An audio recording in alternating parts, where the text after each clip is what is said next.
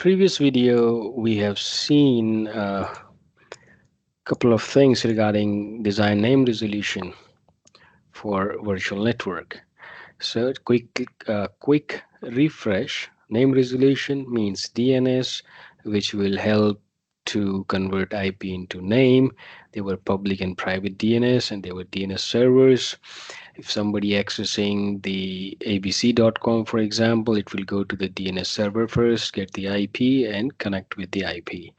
Now, these DNS server are right here, and the DNS server in Azure Virtual Network, if it's a private DNS server, these things can be hosted in Azure, which is called Azure DNS.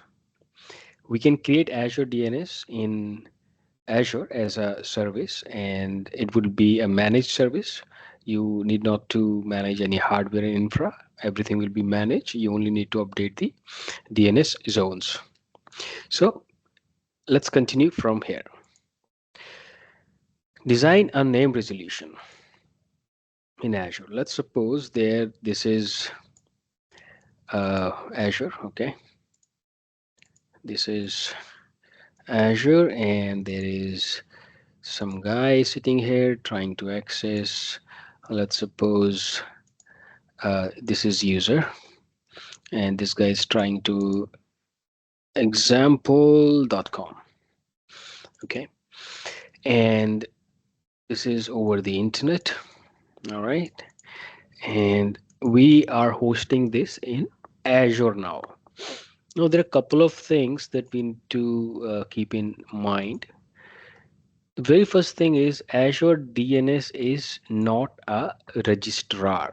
Okay, so let me create Azure DNS here. Let's suppose this is Azure DNS that we have created here in Azure as a service, and we need to write these things so that it will remain with us. It's important.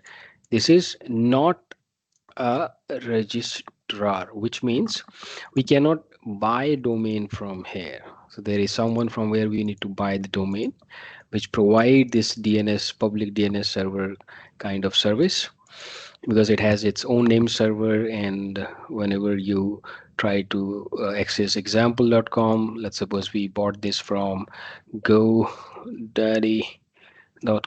and we have updated here the records. Okay, and it has its own name servers, which GoDaddy provides us name servers.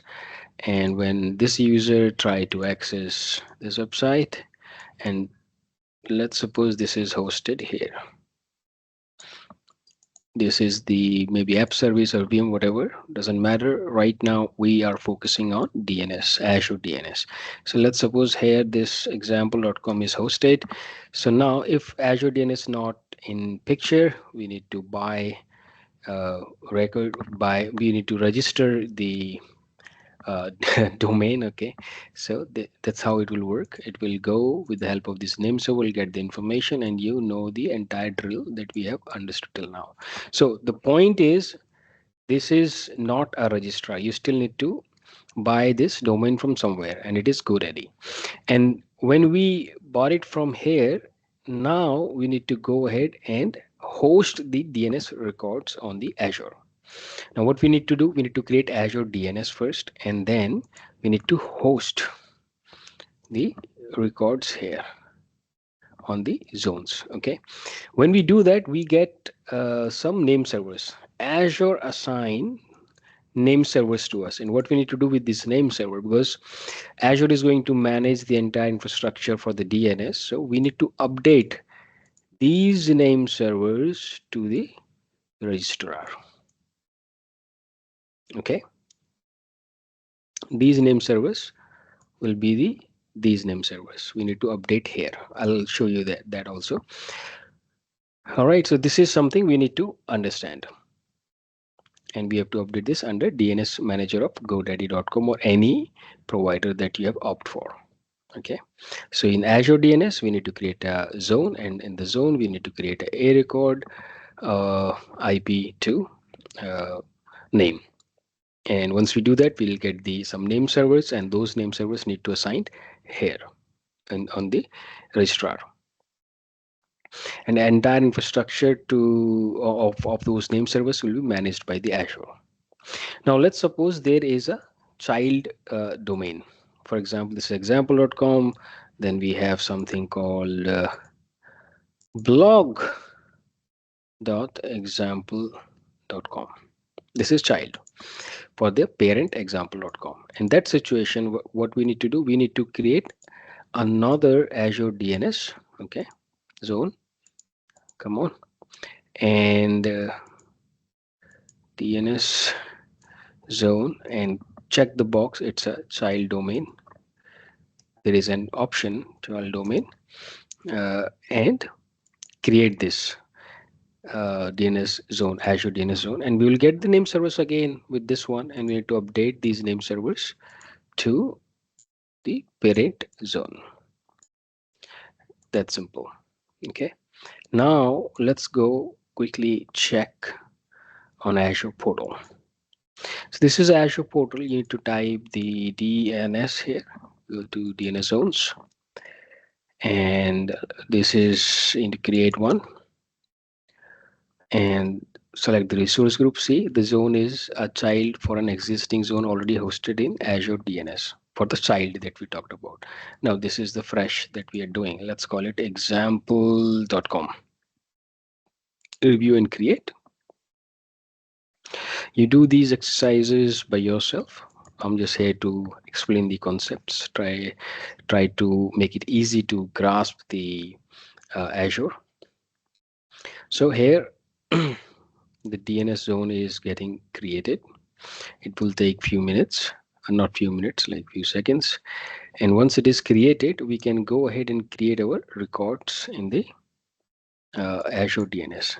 What are the different kind of records that we can create there? It supports all kind of deployment, where it says one resource deployment operation failed. Okay, maybe the resource group is the reason. So no problem, we can go ahead and create DNS again.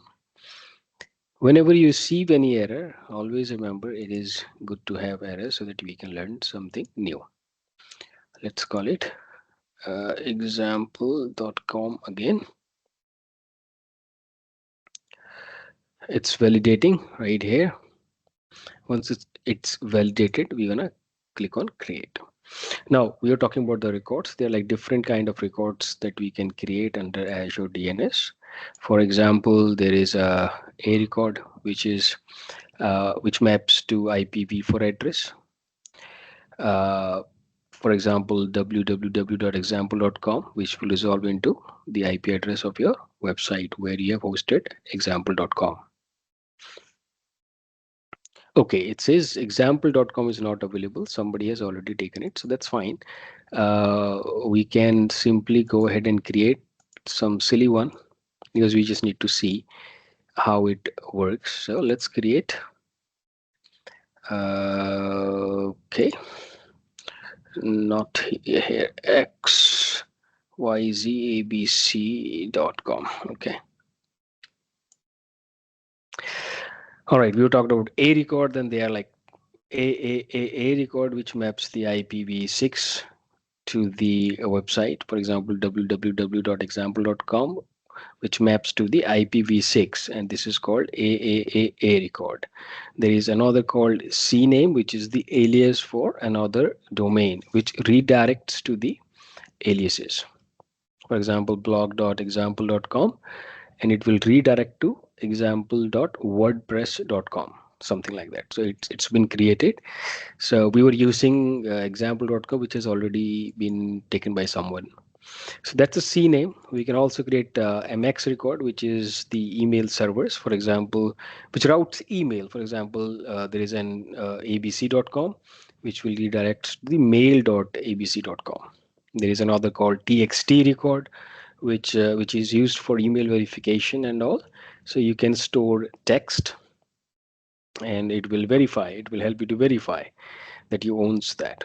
There is NS, which is our name server, which specifies or delegates DNS management. Or this thing that we were learning right here, this is You call it DNS delegation. This is what we learned today, DNS delegation. We have delegated it to Azure DNS. Okay, now here you can create record sets. Right here you can create add, and once you create your ABC xyz.com, I think that was it. Just trying to do perform the demo and learn something. Yeah. Now if you click on overview, these are the name servers that you need to update from where you bought the domain name. Right, from here you can create the child zone as well. Again, create a DNS zone. If you create fresh, we already had this uh, checkbox. This zone is child of an existing. If you check that box, this is what it came with. We need to type like blog dot xyzabc.com. All right, and the name symbols will be updated there. So this is the topic for today, delegate DNS delegation. I hope it was helpful. We want it short and crisp so that it would be easy to understand. Thank you for watching, and you guys have a wonderful day. Bye bye.